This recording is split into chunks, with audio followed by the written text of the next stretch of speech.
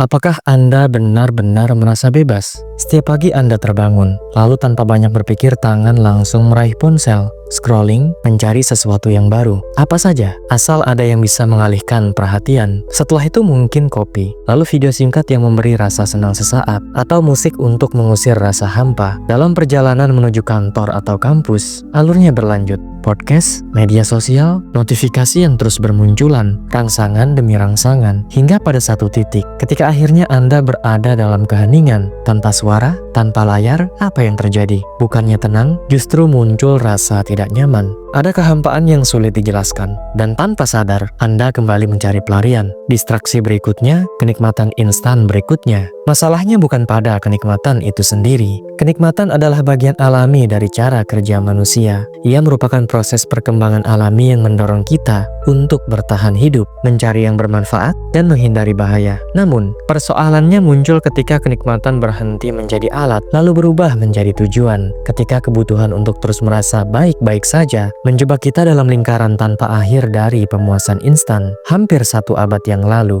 Aldous Huxley telah melihat ke arah ini. Dia membayangkan sebuah dunia di mana manusia tidak perlu dipaksa untuk patuh karena mereka terlalu sibuk terhibur, terlalu tenggelam dalam kesenangan untuk sempat mempertanyakan apapun. Dunia di mana perbudakan tidak lagi membutuhkan rantai, sebab manusia dengan sukarela mencintai keterikatannya sendiri. Sekarang, coba tengok sekitar Anda. Apa yang Anda lihat? Sebuah masyarakat yang hampir tak pernah lepas dari hiburan, yang terus mengonsumsi kesenangan dan selalu mencari jalan tercepat untuk lari dari rasa tidak nyaman. Tapi pertanyaannya, apa harga yang harus dibayar? Apakah kebahagiaan sesaat ini benar-benar membuat kita bebas, atau justru perlahan membelenggu? Dalam pembahasan kali ini, kita akan melihat bagaimana dunia modern membentuk kita untuk mengejar kenikmatan bukan sebagai bonus hidup, tapi sebagai alat pengendalian, dan bagaimana ketergantungan ini tanpa kita sadari mengubah kita menjadi sesuatu yang tak pernah kita bayangkan sebelumnya, budak yang merasa dirinya bebas. Jika Anda yakin sepenuhnya menguasai pikiran Anda sendiri, ada baiknya Anda terus menyimak, karena bisa jadi Anda akan menyadari bahwa sejak awal kebebasan itu tak pernah benar-benar Anda miliki. Perbudakan yang paling sempurna tidak membutuhkan kekerasan. Ia tidak perlu ancaman, penyiksaan, atau pengawasan ketat. Ia hanya membutuhkan satu hal yang sederhana namun sangat efektif: kenikmatan. Ketika kenikmatan dijadikan pusat kehidupan, perbudakan tampil dengan wajah kebebasan. Inilah gambaran yang dihadirkan Huxley dalam Brave New World, sebuah dunia di mana manusia berhenti bertanya karena mereka selalu terhibur. Dunia di mana pencarian makna digantikan oleh konsumsi hiburan yang dangkal dan murah. Di sana, kenikmatan bukan lagi pilihan, melainkan kewajiban tak tertulis. Sejak lahir, manusia dikondisikan untuk menghindari segala bentuk ketidaknyamanan. Setiap kali muncul gelisah atau pertanyaan tentang makna hidup, solusinya selalu siap: seteguk soma, zat sempurna yang menenangkan pikiran, mematikan keresahan, dan membuat semua orang tetap patuh. Namun, benarkah semua itu hanya fiksi? Coba perhatikan hidup Anda sendiri. Saat rasa bosan, sedih, atau frustasi muncul, apa reaksi pertama Anda? Apakah Anda duduk sejenak dan mencoba memahami perasaan itu, atau langsung mencari pelarian? Media sosial, serial, makanan, alkohol, seks, pornografi, game, opsinya nyaris tak terbatas. Kita hidup di zaman pemuasan instan, di mana rasa tidak nyaman bisa diredam dalam hitungan detik. Cukup dengan satu sentuhan jari, Anda hampir tidak pernah benar-benar berhadapan dengan kehampaan. Setiap kekosongan segera diisi dengan kesenangan berikutnya. Dan yang paling berbahaya dari semua ini adalah satu hal: semuanya terasa seperti pilihan pribadi. Tak ada yang memaksa Anda menatap layar sepanjang hari. Tak ada yang memaksa Anda menghabiskan waktu berjam-jam di Instagram atau TikTok. Tak ada senjata yang diarahkan ke kepala Anda sambil memerintahkan, teruskan, scrolling terus. Namun, jika ini benar-benar pilihan, mengapa berhenti terasa begitu sulit? Jawabannya ada pada satu kata: pengondisian. Ketika seseorang terbiasa mencari kenikmatan instan untuk meredam setiap rasa tidak nyaman, otaknya perlahan belajar bahwa itulah jalan keluar utama. Lama-kelamaan, kemampuan untuk menghadapi kebosanan, keheningan, dan dialog batin pun melemah. Kita tak lagi sanggup duduk diam bersama pikiran sendiri. sendiri. Pikiran kehilangan ketahanannya untuk sekadar hadir tanpa distraksi. Tanpa disadari, kita pun berubah menjadi seperti yang pernah diperingatkan Aldous Huxley. Manusia yang tampak bahagia, namun sejatinya terikat, bukan oleh paksaan, melainkan oleh kenikmatan itu sendiri. Namun, bagaimana kondisi ini bisa terbentuk? Bagaimana proses pengondisian membuat kita menjauhi pemikiran kritis dan mengurung kita dalam lingkaran adiksi yang terus berulang? Itulah yang akan kita telusuri selanjutnya. Pernahkah Anda bertanya mengapa begitu sulit untuk berhenti? Mengapa? Bahkan saat sadar seharusnya fokus pada hal yang lebih bermakna, tangan Anda refleks mengambil ponsel. Seakan-akan otak terus menuntut rangsangan baru, notifikasi baru, video baru, sensasi baru. Semua ini bukanlah kebetulan. Anda dilatih untuk bersikap demikian. Sejak dini, kita dikondisikan untuk menghindari ketidaknyamanan dengan cara apapun. Sistem pendidikan lebih menekankan pengulangan informasi daripada melatih kemampuan berpikir kritis. Dunia kerja mendorong kita untuk terus produktif, bukan untuk berhenti dan merenung. Sementara itu, budaya hiburan membanjiri kehidupan kita dengan gangguan tanpa henti, agar kita tak pernah punya ruang untuk mempertanyakan realitas di sekitar. Gabungan dari semua ini melahirkan sebuah masyarakat di mana ancaman terbesar bukanlah rezim yang membungkam kebebasan berpikir, melainkan sebuah sistem yang membuat manusia kehilangan keinginan untuk mencarinya. Huxley menangkap bahaya ini dengan sangat tajam. Dalam Brave New World, masyarakat tidak perlu ditindas secara brutal. Mereka justru diajarkan untuk mencintai perbudakan mereka sendiri. Sejak kecil, mereka menjalani hipnopedia, proses penanaman pesan berulang saat tidur, yang membentuk keyakinan tanpa disadari. Kalimat-kalimat seperti setiap orang adalah milik semua orang, atau 1 gram soma menyelesaikan segalanya, ditanamkan agar tak pernah muncul pertanyaan. Mereka tumbuh dengan keyakinan bahwa kebahagiaan berarti patuh, menjauhi pemikiran mendalam, dan melarikan diri dari segala bentuk penderitaan. Kini, cobalah bandingkan dengan dunia kita. Pengondisian modern tidak lagi dilakukan lewat hipnopedia, melainkan melalui algoritma media sosial, strategi pemasaran, dan banjir rangsangan yang membentuk perilaku kita secara halus namun konsisten. Setiap notifikasi memicu pelepasan dopamin, setiap video singkat yang menyajikan informasi tanpa usaha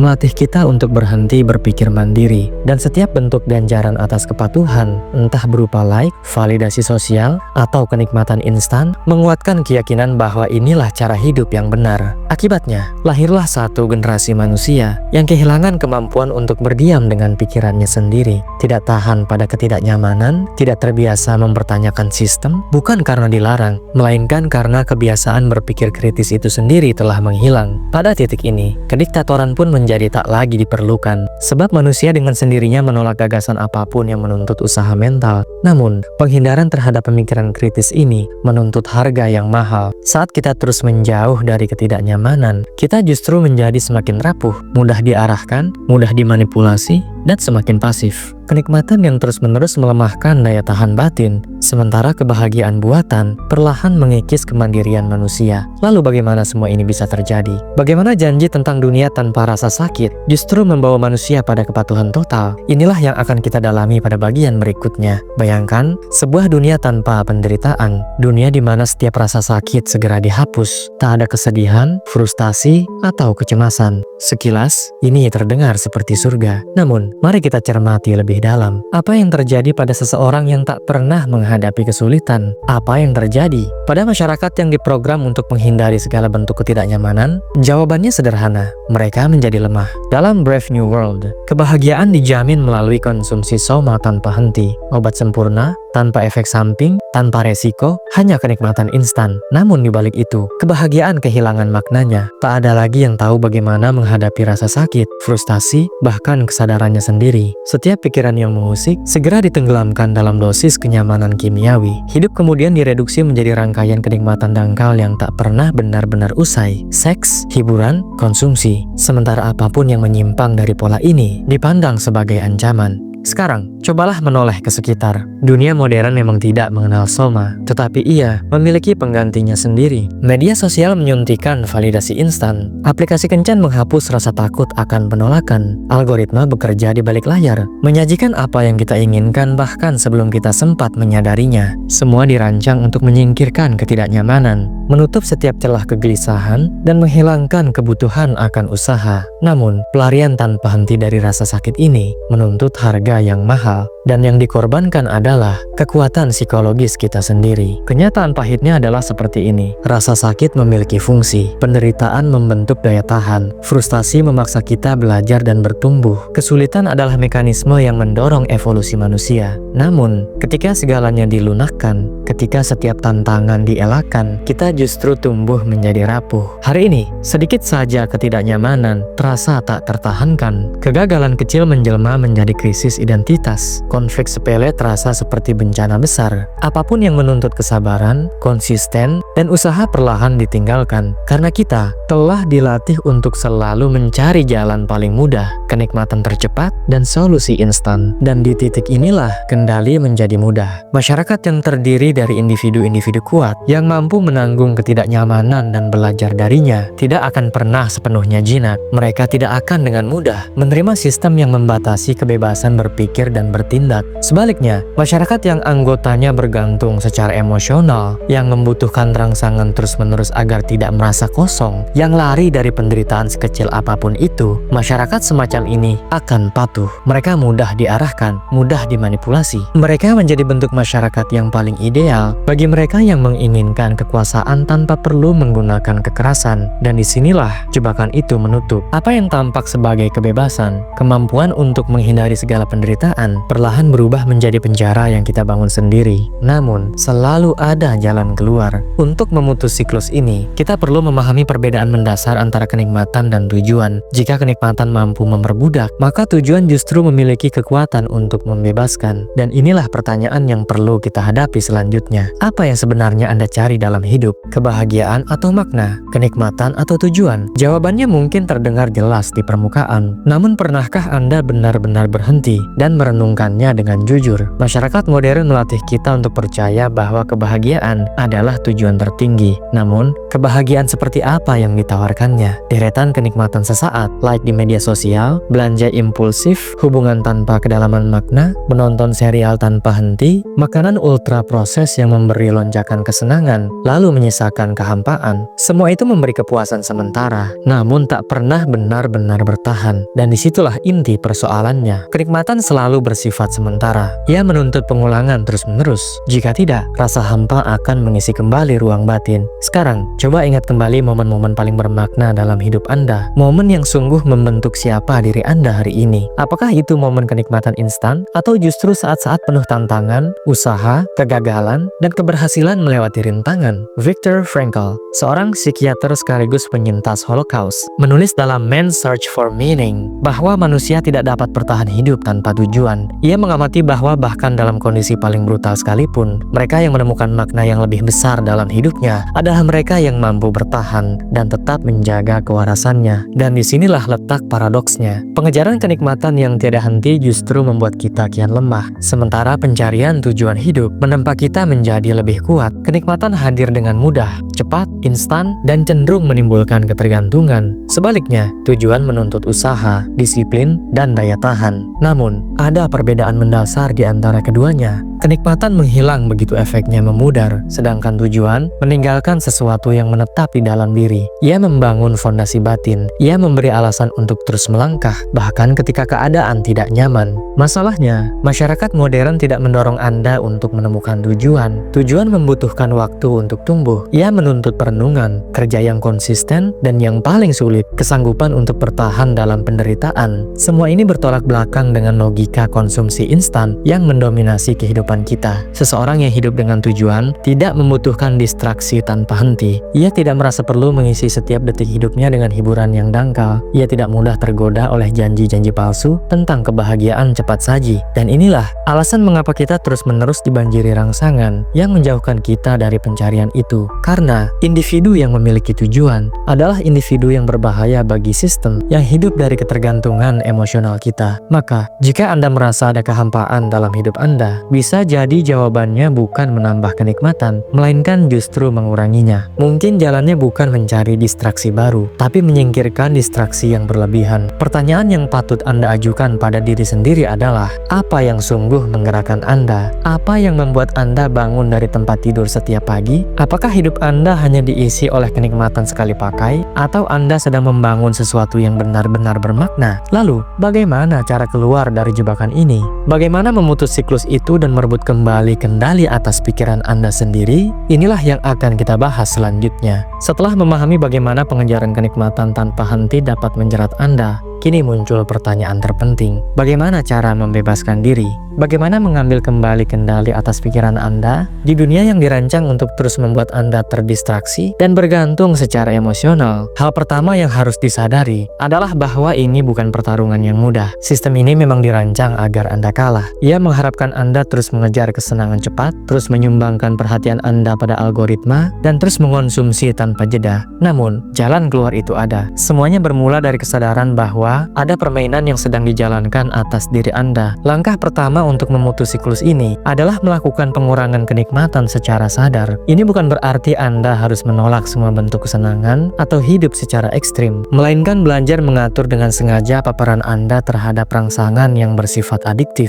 Masalahnya bukan pada kenikmatan itu sendiri, melainkan pada bagaimana kenikmatan digunakan sebagai alat kendali. Ketika Anda membatasi diri dari kenikmatan tertentu untuk sementara waktu, seperti media sosial atau konsumsi hiburan yang kompulsif, sesuatu yang menarik mulai terjadi. Otak Anda perlahan menyesuaikan ulang cara kerjanya. Ia kembali menemukan kepuasan dalam hal-hal sederhana, sementara dorongan berlebihan terhadap rangsangan buatan mulai kehilangan cengkeramannya. Langkah berikutnya adalah membangun kembali toleransi Anda terhadap ketidaknyamanan. Jika Anda ingin merebut kembali kendali atas diri sendiri, Anda harus belajar lagi bagaimana menghadapi kebosanan, frustasi, dan ketiadaan rangsangan terus-menerus. Ini berarti memberi ruang bagi keheningan, melepaskan diri sejenak dari banjir informasi, dan hadir sepenuhnya tanpa dorongan untuk selalu mengisi setiap momen dengan distraksi. Pada awalnya, ini akan terasa berat. Otak yang terbiasa dengan lonjakan dopamin konstan akan memberontak dan menuntut lebih. Namun, jika Anda mampu bertahan, Anda akan mulai menyadari sesuatu yang penting. Ketidaknyamanan tidak menghancurkan Anda. Justru sebaliknya, ia menguatkan Anda. Langkah ketiga adalah menumbuhkan kemampuan berpikir kritis. Mulailah bertanya pada diri sendiri, mengapa saya merasa harus terus mengalihkan perhatian? Siapa yang sebenarnya diuntungkan dari kecanduan saya terhadap kenikmatan? Apa yang bisa saya lakukan dengan hidup saya jika saya tidak terjebak dalam siklus pemuasan instan ini? Semakin sering Anda bertanya, semakin jelas satu hal, banyak kebiasaan dan keinginan yang Anda anggap sebagai pilihan pribadi sejatinya bukan berasal dari diri Anda. Semuanya telah dibentuk, bahkan diprogram oleh sistem. Namun, hanya mereka yang berani mengajukan pertanyaan-pertanyaan inilah yang memiliki peluang untuk menulis ulang arah hidupnya sendiri. Langkah keempat, dan barangkali yang paling menentukan, adalah menggantikan kenikmatan dengan tujuan. Seperti yang telah kita bahas, pencarian makna adalah penawar paling ampuh terhadap perbudakan kenikmatan instan. Karena itu,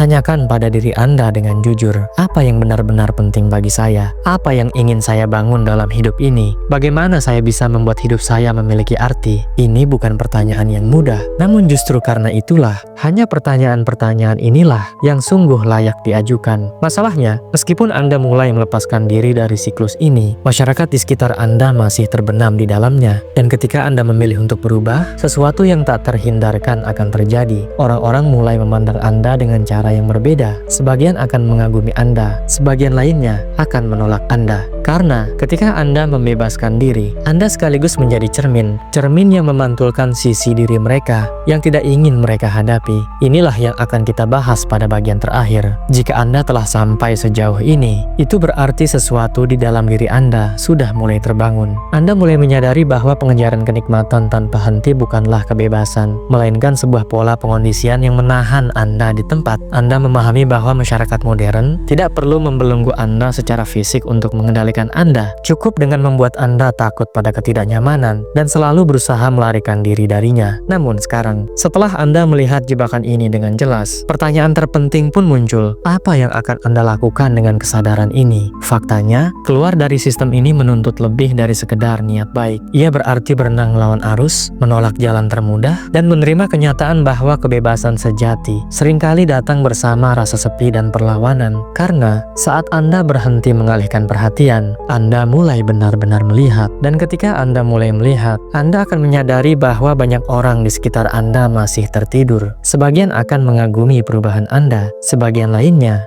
akan menolaknya. Sebagian akan merasa terusik karena kebebasan Anda menjadi ancaman bagi ilusi yang selama ini mereka pertahankan. Mereka akan mencoba menarik Anda kembali, meyakinkan Anda bahwa tidak ada yang salah dengan sistem ini, bahwa hidup memang seharusnya dinikmati tanpa perlu terlalu banyak berpikir. Namun, kini Anda mengetahui kebenarannya. Kenikmatan tanpa tujuan hanyalah bentuk lain dari perbudakan. Maka, pilihan ada di tangan Anda. Anda bisa terus hidup seperti sebelumnya, terus mengalihkan perhatian, mengejar dosis dopamin berikutnya, dan mengabaikan kehampaan yang perlahan membesar di dalam diri. Atau, Anda bisa memilih untuk merebut kembali kendali atas pikiran Anda, membangun tujuan hidup, dan menjadi pribadi yang tidak mudah dikendalikan. Sekarang, saya ingin bertanya kepada Anda, pilihan mana yang akan Anda ambil? Pernahkah Anda merasa terjebak dalam siklus ini? Tulis pemikiran Anda di kolom komentar, karena mempertanyakan adalah langkah pertama menuju kebebasan. Sampai jumpa di video berikutnya.